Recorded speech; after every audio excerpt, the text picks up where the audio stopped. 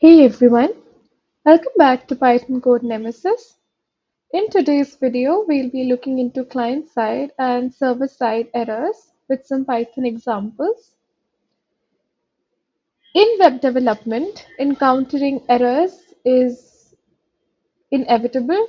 Understanding the distinction between client-side and server-side errors is essential for effective debugging and troubleshooting.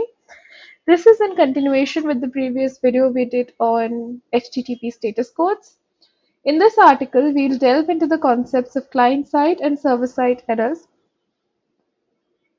and walk through practical Python examples you can run to reproduce and understand these errors. Client-side errors occur within the user's browser or device. These errors are typically a result of incorrect input, user actions, or browser limitations. Common client-side errors include validation errors, JavaScript exceptions, and rendering issues.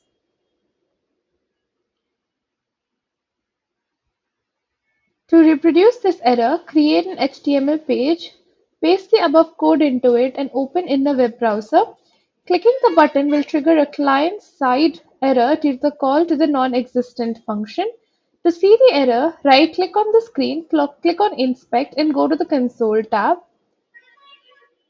So in case you see that something is not working in the UI, then right click, go to network tab. If there is something which has failed, it's gonna come up in red and click on it to see what the error is. You can also go, you can first go to the console. Now, that was for the client side error. If there is a server side error, they occur in the web server or the backend of an application. These errors are typically related to incorrect server configuration, database issues, or code logic errors on the server. Here we'll take an example of a Flask application with a server error. So this is just division by zero is going to cause a server error.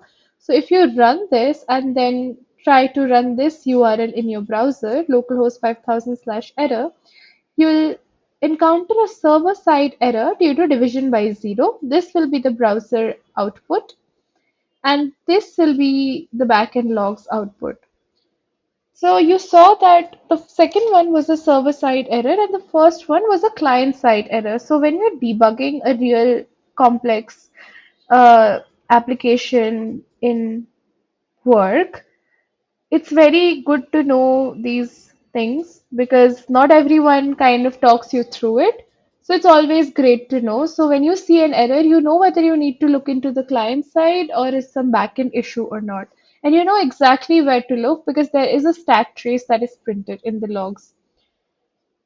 So that's it for this article. Thanks for watching. If you found this helpful, please feel free to leave a like and some comments. Subscribe to Python Code Nemesis and have a great day. See you in the next one.